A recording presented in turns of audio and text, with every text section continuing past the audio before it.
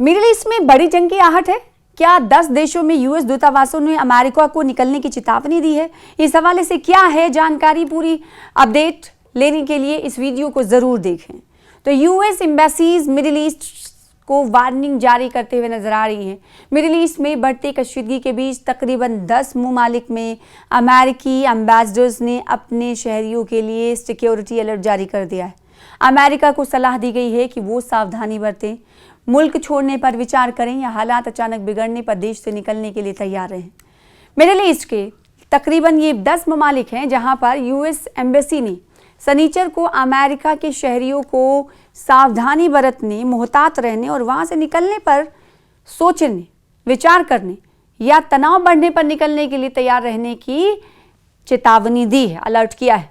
क्योंकि शिंगुआ समाचार एजेंसी की रिपोर्ट के मुताबिक इजराइल, जॉर्डन, इराक, मिस्र, बहरीन और यूएई, कतर, सऊदी अरब सहित कई देशों में यूएस एम्बेसी या एम्बेसडर्स ने अपनी वेबसाइट्स पर इस तरह की सुरक्षा चेतावनी जारी की। चेतावनी में कहा गया है कि मिडिल ईस्ट में बढ़ते तनाव के कारण सुरक्षा हालात जटिल बने हुए हैं और अचानक तनाव बढ़ सकती है, इसके इम्कानात हैं। इसमें यह भी कहा गया है कि इस क्षेत्र में मौजूद अमेरिकियों को वहां से निकलने पर विचार करना चाहिए, तनाव बढ़ने पर निकलने के लिए तैयार रहना चाहिए। एम्बेसी ने मिडिल ईस्ट में मौजूद यूएस नागरिकों को सावधानी और सतर्कता बरतने और उड़ानें रद्द होने, समय समय पर एयर स्पेस बंद होने और सफर में संभावित रुकावटों के लिए तैयार रहने की सलाह दी। उन्होंने इस इलाके के बाहर मौजूद यूएस शहरियों को भी मिडिल ईस्ट की यात्रा करने या वहां से होकर गुजरने के बारे में भी गंभीरता से गौर-व-खौज करने की सलाह दी है, कहा है। अब सवाल ये उठता है कि क्या ईरान मिडिल ईस्ट पर हमला करने वाला है? इस वजह से यूएस एम्बेसी ये कह रही है इन ममालिक की। इसका जवाब है क्या, तलाशेंगे। तो शनिचर को ईरान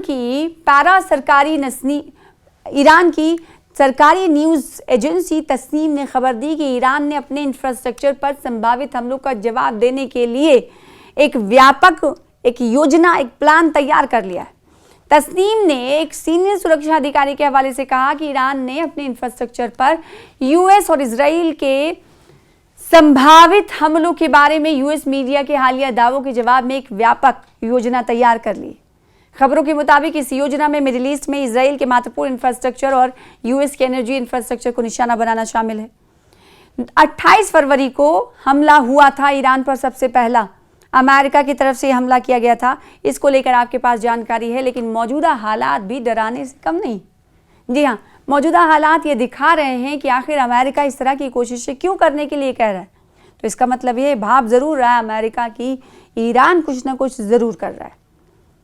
तो 28 फरवरी को अमेरिका और इजराइल ने तेहरान और ईरान के दूसरे शहरों पर संयुक्त हमले किए, जिनमें ईरान के तत्कालीन सर्वोच्च नेता अली खामनेई, सीनियर सैन्य कमांडर और नागरिक शहीद हुए थे।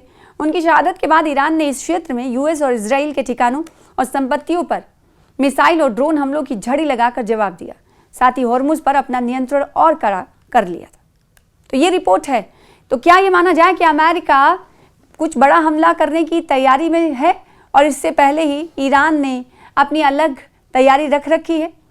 इसीलिए अमेरिका को फ़ोन किया गया था और फ़ोन कर बताया गया था कि इस तरह का हमला ना करें, और इसीलिए अमेरिकी जो एम्बेसीज हैं अलग अलग ममालिक में, वो कह रही हैं अपने शहरियों से कि आप तैयार रहें, इनखला के लिए तैयार रहें।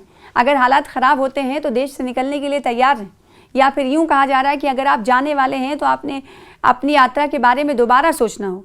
तो इसका मतलब क्या है कि एक बार फिर से तनाव की स्थिति आने वाली है, एक बार फिर से वो खतरा मंडराने वाला है, जिसका लोगों को डर है, दुनिया को डर है।